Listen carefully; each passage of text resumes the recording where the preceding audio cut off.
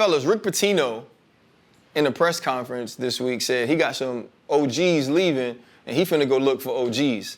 That they got enough young cats on the team. They did that last year, and going forward, they're not necessarily going to try to sort of rebuild this team through high school recruiting. You coached in high school. How much has the transfer portal, the NIL world changed the way high school kids need to go about finding places to play at the next level? Freddie, what's your saying?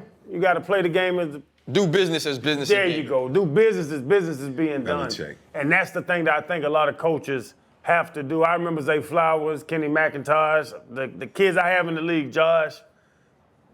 Bro, it's a different mindset now with the transfer portal. And Rick Pitino is a dog now. He's one of the best ever. And he's saying that I don't need no freshmen. I need juniors and seniors. Because if I don't win now, I'm going to be fired.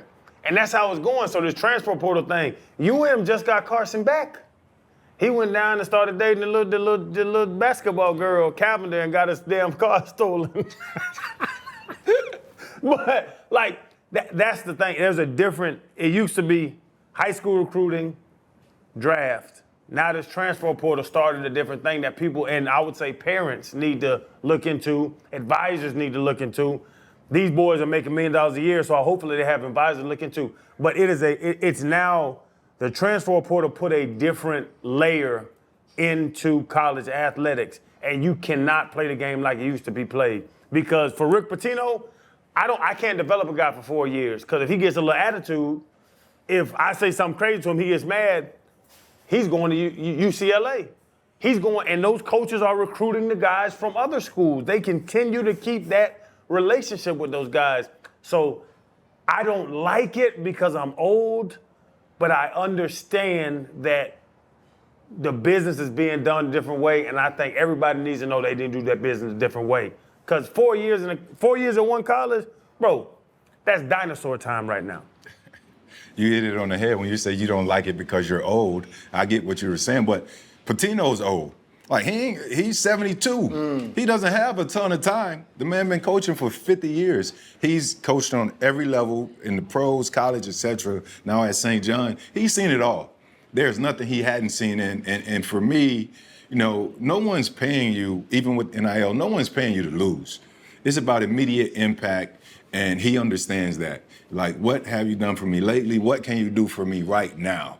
So, obviously, if you're a dog and you have extreme potential, there's a chance you might even go and be one and done, in basketball.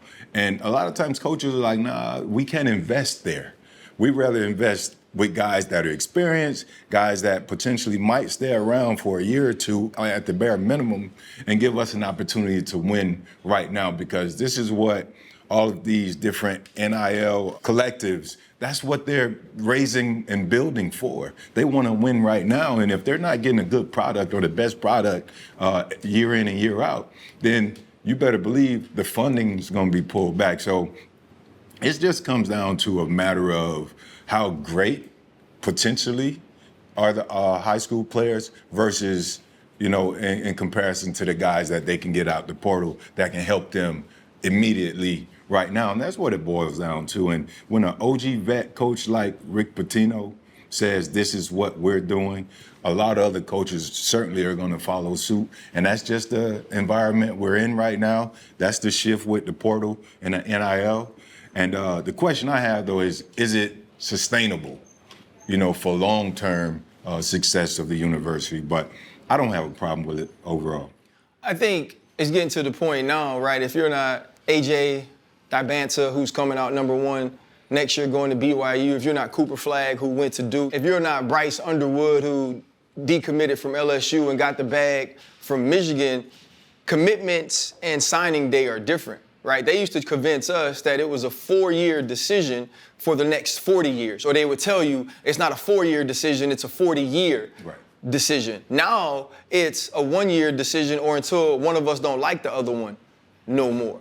But I don't think that has to be a negative, right? Because that's what coaching is, right? So when a Rick Pitino says, I'm going to adjust to it, and I'm not going to recruit any high school kids because I got OGs leaving, I'm going to get me some more OGs, these young boys got to hear that too. So you have to realize if you're not the 5-star or the high 4-star you're probably, or you actually want to go to different colleges. You want to maybe start low, like coaches have to do until they get the opportunity. Play your way to get yourself an opportunity at a bigger school or a better school or for more money, because that's what coaches do anyway. You got to get out of that mindset, though, that it got to be Alabama right away. You got to get out of that mindset it got to be Ohio State or it got to be Duke or it got to be UConn. You got to understand, if you're in that middle range, right, the middle schools are going to be looking at you like, oh, wait, I can probably get this dude that flamed out at Alabama that was a high 4-star that's not playing there to come to my school and play. So why am I going to go get this kid that I got to raise, that I got to teach, that is going to be developmental? So you got to look at it that way too. Here's a place I can go to for 1 year, and if I'm as good as I think I am, next year I could be at somewhere else. And this also is, what this is teaching kids is something I think we learned later in life, is the fact that, like, you don't burn bridges. Right? If I'm being recruited by a certain school and maybe I don't want to go there, be respectful.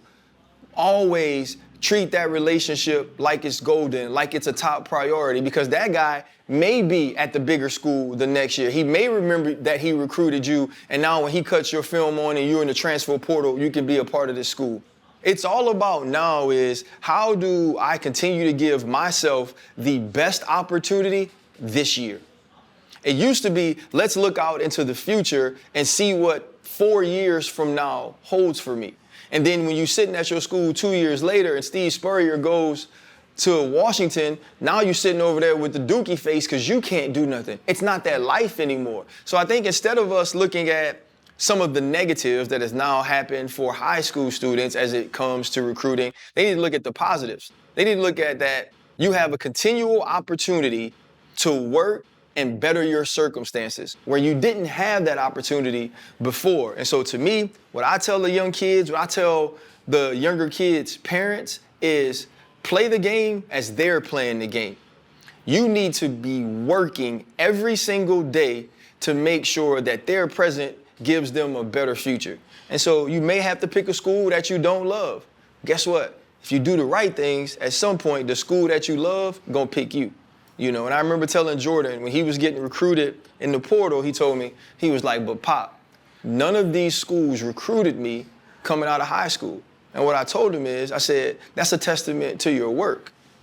Maybe at that point, you weren't ready for those schools. Maybe at that point, it was too much development need to happen for you in those schools. And you proved them all wrong, and now they're here.